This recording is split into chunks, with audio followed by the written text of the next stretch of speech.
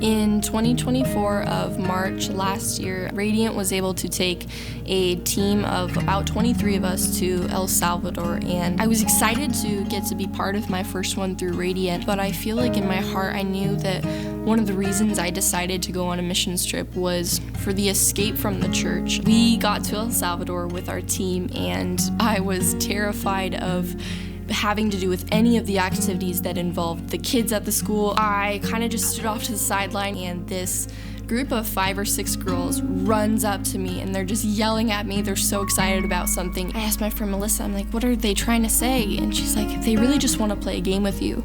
And she says they want to play tag. And I was like, okay, I can do that. I can play tag. So we go on, we build houses the next day, and we end up coming back to the church for lunch. And the same group of girls went out of their way. They parted through our group, and they found me again, and they said, hey, we want to play tag again. That was supposed to be the last time we were at the school. I was like, Lord, something is happening. I feel so different. Why do I feel that way? I was just like, Lord, would you let me see them one last time? So we get to the school and we're unloading these chairs, and all of a sudden we hear their school bell ring, and this little group of girls, 5 girls, run straight at me to find me, and they're leading me to their classroom, and they're like, close your eyes.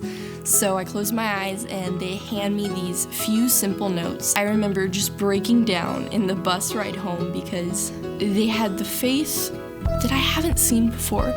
There was just this love of God that just overflowed out of them, that you could just tangibly sense from them. They loved God so much, regardless of their situations. So my sister and I, we started drafting up these letters, thanking the people who had ended up supporting us financially to be part of this trip. One of my friends, Carolyn, who is an author, she approached me after she read the letter on a Sunday, and she said, Maddie, this story just overwhelmed me, and I was praying about it, and I truly believe that God wants us to write a children's book about this. I really don't think you understand. She says, I've been praying about it, and I think that God wants you to illustrate it. I was so overwhelmed. This little voice in the back of my head saying, don't you remember wanting to hear from me?